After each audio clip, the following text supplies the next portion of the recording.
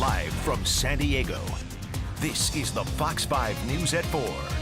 The gunman, a crazy person, just walks right into the school, knocks down the window of my child's door, and starts shooting her, and killing her. A mother's raw reaction after her teenage daughter is killed in Florida's school shooting. Later, you're going to hear her plea to the president. Good afternoon, I'm Andrew Luria. And I'm Jen Carlman. A lot of new developments today with that shooting investigation. The sheriff just released a timeline of events that the gunman took after the shooting, stopping at a Walmart and McDonald's before his arrest. He was on the run for an hour and 20 minutes. The suspect crossed fields and ran west, along with others who were fleeing, and tried to mix in with the group that were running away, fearing for their lives. The suspect arrived at the Walmart store. He bought a drink at the Subway and then left the Walmart on foot. The suspect went to McDonald's, sat down for a short period of time. This was at 3:01 p.m. and he left on foot. At 3:41 p.m., 40 minutes after he departed from the McDonald's, the suspect was detained at 4700 Wyndham Lakes Drive in Coral Springs by an officer from the Coconut Creek Police Department. He was taken into custody without incident. Authorities today also emphasized that Cruz pulled the fire alarm, essentially drawing students out of their classrooms and giving him more targets. Within the last 30 minutes, investigators also identified all 17 people killed. 14 were students. The others included a football coach, an athletic director, and a teacher. This was the deadliest school shooting since Sandy Hook. And we want to take you now live to a vigil that is taking place in Parkland right now. It is 7 o'clock Florida time. There have been several vigils, in fact, all day today for those 17 people who were killed. You'll see a lot of them holding candles.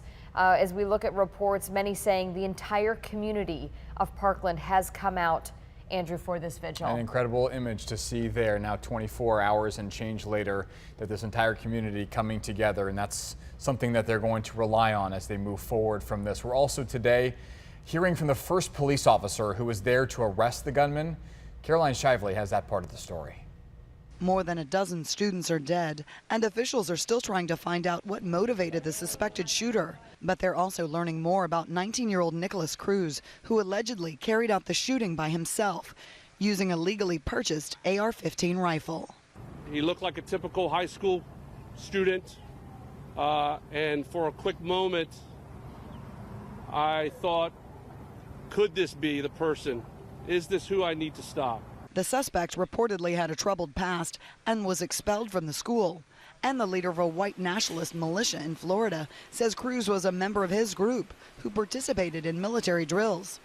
But he had no criminal record and wasn't on police or FBI radar, even though students at the school describe him as troubled and prone to violence.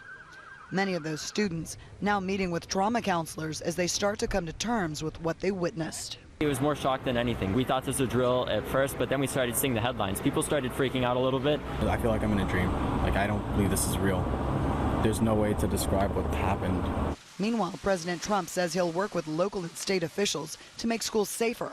He's also putting the spotlight back on the issue of mental health and making sure guns stay out of the wrong hands. It is not enough to simply take actions that make us feel like we are making a difference. We must actually make that difference. President Trump says he's making plans to visit the school to meet with students, survivors, teachers, and first responders. In Parkland, Florida, Caroline Shively, Fox News. And Lori Al-Hafedef's teenage daughter, Alyssa, was killed in yesterday's shooting. You heard from her at the top of the newscast. Alyssa was a student at Stoneman Douglas and played travel soccer for Parkland. Today, her grief-stricken mother lashed out on camera at the president, pleading for him to do something. My daughter, Alyssa Al-Hafedef, was a beautiful young lady. Yesterday, on Valentine's Day, I dropped her off at school and I said, I love you. And then a few hours later, I get a call that there's a shooter at Stoneman Douglas High School. And I ran as fast as I could to get there. And I knew at that point she was gone. I felt it in my heart. How do we allow a gunman to come into our children's school? How do they get through security? What security is there? There's no metal detectors. The gunman, a crazy person, just walks right into the school, knocks down the window of my child's door, and starts shooting her, and killing her. President Trump, you say, what can you do? You can stop the guns from getting into these children's hands. Put metal detectors at every entrance to the schools. What can you do? You can do a lot. This is not fair to our families, that our children go to school and have to get killed.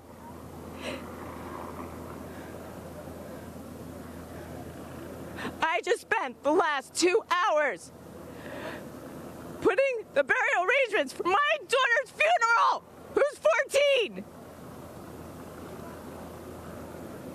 President Trump, please do something.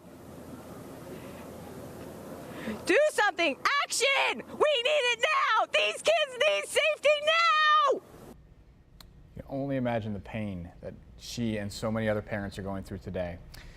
As we reported, the shooter faced a judge today. He received no bail.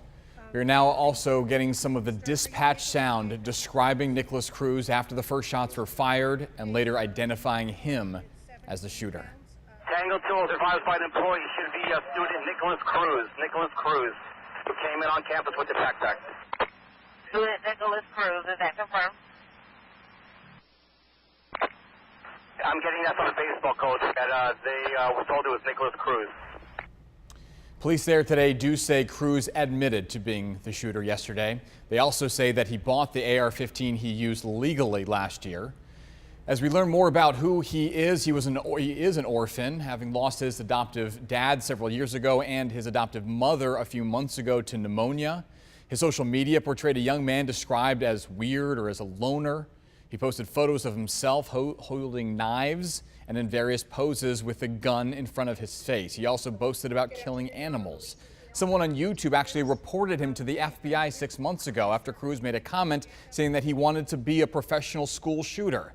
The FBI admitted today it conducted an investigation but couldn't track down the person who made that comment. David Hogg, a senior at the high school and the student news director there, was in his environmental class when the shots rang out. His sister lost 2 of her friends inside the school. Well, today he had a message for President Trump and lawmakers, and here's what he had to say. Sadly, my sister she's a freshman, and she had 2 of her best friends die. And that's not acceptable. That is something that we should not let happen in this country, especially when we're going to school. It's something that we really need to take a look at. The fact that this is the 18th school shooting, and this is only February, is a testament to where this country has come and how far we need to dig out of this hole.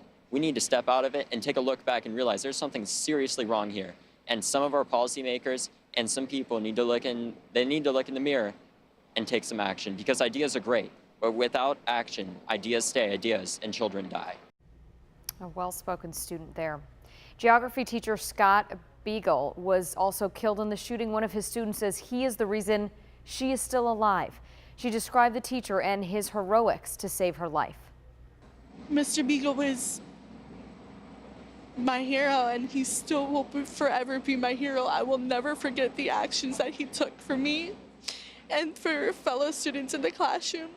And if his family is watching this, please know that your son or your brother was an amazing person, and I am alive today because of him. Thank you for bringing and having this amazing person in life and giving him the power to be stronger than I could have ever been. He will be missed by me and multiple friends. His name with me will live on, and I'll make sure of it. One of the school's football coaches, Aaron Feist, also being described as a hero. He was killed after jumping in front of his students to protect them from gunfire. One student says Feist pushed her out of the line of fire as then he jumped between her and the shooter. The sheriff was also friends with that football coach and spoke about him today during a news conference. Coach Feist, I don't know about the incident yet or what actually his performance was, but I know Aaron personally. I coached with him. My two boys played for him. I don't know when Aaron's funeral is. I don't know how many adults are going to go, but you'll get 2,000 kids there. The kids in this community loved him. They adored him. He was one of the greatest people I knew. He was a phenomenal man. And I don't know the specifics yet, but I can tell you what, when Aaron Feist died, when he was killed, tragically, inhumanely, he did it protecting others. You can guarantee that, because that's who Aaron Feist was. This is just the latest shooting in which an AR-15 was used, and again, the killings are sparking a debate about gun control from coast to coast. Nicholas Cruz bought his AR-15, as we said, legally. So did the Las Vegas concert shooter, the Pulse nightclub shooter, and the man who gunned down 26 people at a church in Texas in November. The assault weapons ban enacted in 1994 by President Clinton expired 10 years later in 2004. A poll conducted by NPR last October showed 70% of Republicans favor an assault-style weapons ban, and 91% of Democrats are in favor. Here's the school superintendent in Broward County. Now is the time for this country to have a real conversation on sensible gun control laws in this country. So our students are asking for that conversation, and I hope we can get it done in this generation, but if we don't, they will. And coincidentally, today in San Diego, a school district held a training with police. The Chula Vista Police Department got together with teachers and staff at Sweetwater Union High School. And Fox 5's Jason Sloss was there. He joins us now with some of the scenarios that they went through today. Jason? Yeah, this involved a group of teachers and administrators from the Sweetwater Union High School District, along with Chula Vista Police, joining together for this school safety exercise. This afternoon's training involves school lockdown drills, active shooter scenarios, plans, and techniques to handle those dangerous situations on campuses. This training did not come about because of the mass shooting in Florida. This was a previously scheduled event. This is the 6th year the district and police have combined for this training. But because of that shooting, those involved say it's a sad but timely reminder of why this kind of training is so important. These type of situations are, while they are obviously very tragic and they weigh very heavy on us, one of the things that we look around and see what can we do, and in terms of how does that fit into our community. Every community is different, every situation is different, but if there's some learnings from there that we can take, then we want to make sure we take. That goes both in terms of physical safety as well as some of the social and emotional safety as well. For the last several years, we've been working really hard to say we think we are prepared. Unfortunately, we know these things are going to happen. We don't know when. Well, since yesterday's shooting, students at that school have said there were signs and clues that something horrible could happen. We asked about how the district would handle tips or information about suspicious activity. More about that next hour. Also, why the media were given a very limited look at today's exercise. Live in Chula Vista, Jason Sloss, Fox 5 News. Jason, thank you. And Fox 5 will continue to stay on top of the developments in this story that seemingly are coming in almost by the hour.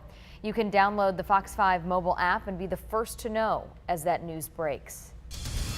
And as tensions are high at schools all across the country, extra police were at Scripps Ranch High School this morning after a student's joke ended up being anything but funny. Then a significant update to the story of a San Diego police dog stabbed multiple times in a standoff. And what a grandmother did to stop what could have been another mass shooting in Washington. That's coming up, all new at 5. You're watching the Fox 5 News at 4.